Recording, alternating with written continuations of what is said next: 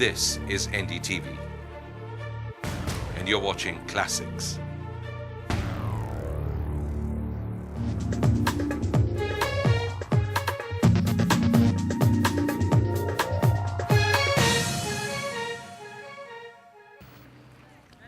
राजश्री और उनके जैसे कई लावणी कलाकार यहीं रहकर करते हैं इस कला की साधना।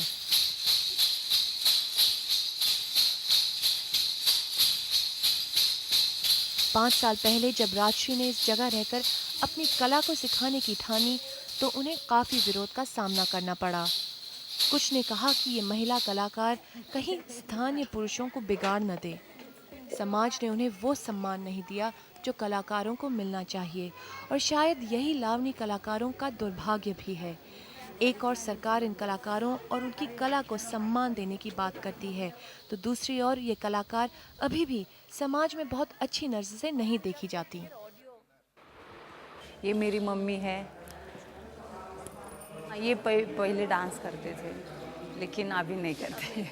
ये मेरे भाई है, भैया है मेरे। आपने इनसे सीखा? नहीं, मैंने वैसा मार्गदर्शन तो इनका ही है, लेकिन डांस मैंने कोल्हापुर में सीखा है, बाबा साहब मिरज से। ये मेरी छोटी बहन है, मेरी छोटी बहन है, आरती नगर का। और कितने लोग हैं यहाँ पर जो आपके साथ रहते हैं? 100-150 लोग तो है। एक ग्रुप में 10-15 लोग रहते हैं।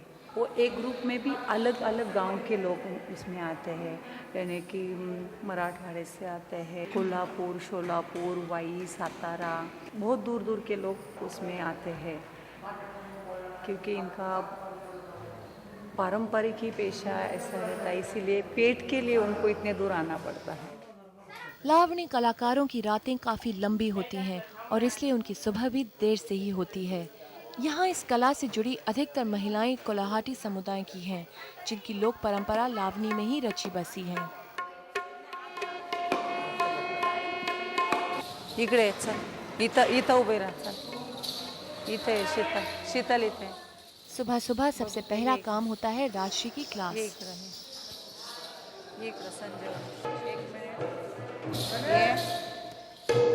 नमस्कार करायचा।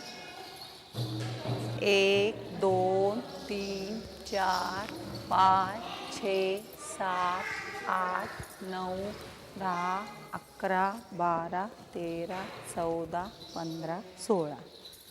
पिठी तबल्याच्या पाया पडा, चला गुरुजींच्या पाया पडा।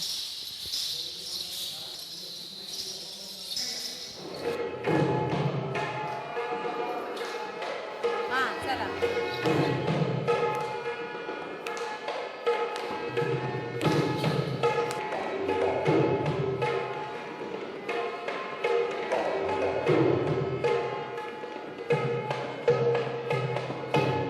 तुमचं ह्याला घ्या ना, काय घेतो त्रिताल ना?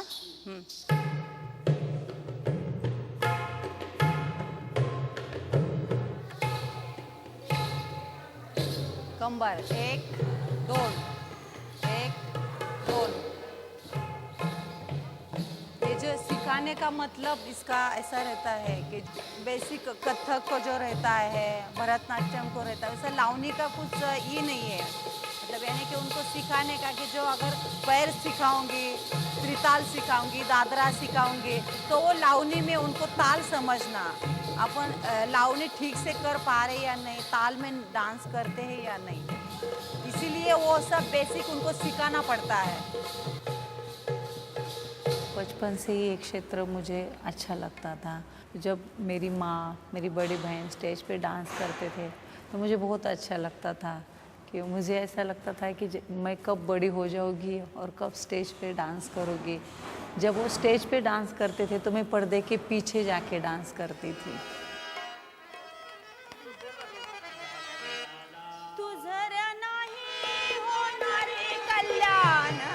राजश्री लावणी नृत्य में एक बड़ा नाम बन चुकी थी, लेकिन जल्द ही उन्हें गठिया ने घेर लिया।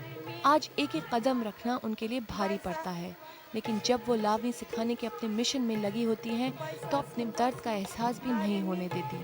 आज भले ही राजश्री लावनी ना कर रही हो, लेकिन इस परंपरा को अगली पीढ़ी को सौंपने में वो कोई कसर नहीं छोड़ रही।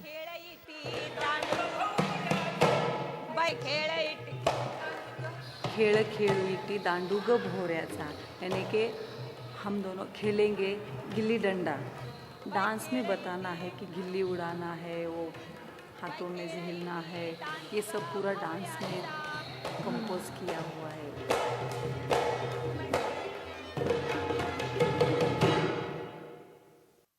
जब मैं दूसरे गांव घूमती थी, मैंने देखा कि हम लोगों की क्या अवस्था रहती है।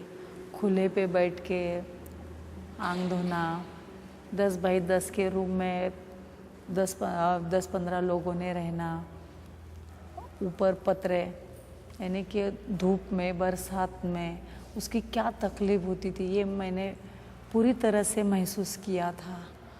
उसकी तकलीफ़ क्या होती है, कलाकार लोगों का दर्द क्या होता है। मैंने दिल में ऐसा ठान लिया था कि अपना एक खूबसूरत थिएटर बनाऊंगी, लेकिन ये थिएटर बनाने के वक्त भी मुझे बहुत संघर्ष करना पड़ा। लोगों ने ऐसा कहा कि ये थिएटर अगर होगा तो यहाँ के लोग बिगड़ जाएंगे। जब ये लोगों ने कहा कि हमने कोर्ट से स्टे लिया, तब मैं कोर्ट में चली गई। फिर ये लोगों ने आखिर में अन्ना हजारे कि वहाँ तक पहुँच गए। जब मैंने अन्ना जी के पास जाके मिली और मैं ये लोक कला, महाराष्ट्र की जो लोक कला है वो जीवित रखने का मैं काम कर रही हूँ, ये इसको मैं प्रोत्साहन देने का काम कर रही हूँ, तो उन्होंने कहा कि इसके लिए मेरा कभी भी विरोध नहीं है, आप चालू कर सकती हैं। जब अन्ना ने ऐसा बोला तो मुझे बहुत अच्छा लगा। फिर मैंने शासन से इसका परमिशन लिया और ये थिएटर चालू किया। आज भले ही यहाँ के गांव वाले इस केंद्र का विरोध ना कर रहे हों, तो भी यहाँ की महिलाएं अपने अहाते से बाहर नहीं जाती। इसके अंदर उनकी अपनी ही एक दुनिया है। ज्यादातर कोलाहाटी लावनी महिलाएं शादी नहीं कर पाती।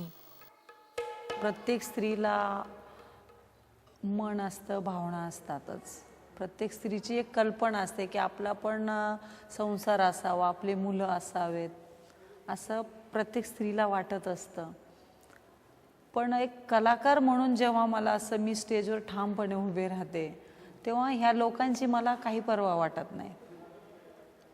कारण आपण जे करतोय, पायामध्ये घुंगरं बांधलेले आहेत, हा पिढीजात पेशाच हा आहे आणि पोटासाठी कष्ट करायला त्याच्यामध्ये लाजलज्जा धरण्याचं काहीच कारण येत नाही। ठीक है, शादी नहीं होती ये बात सही है,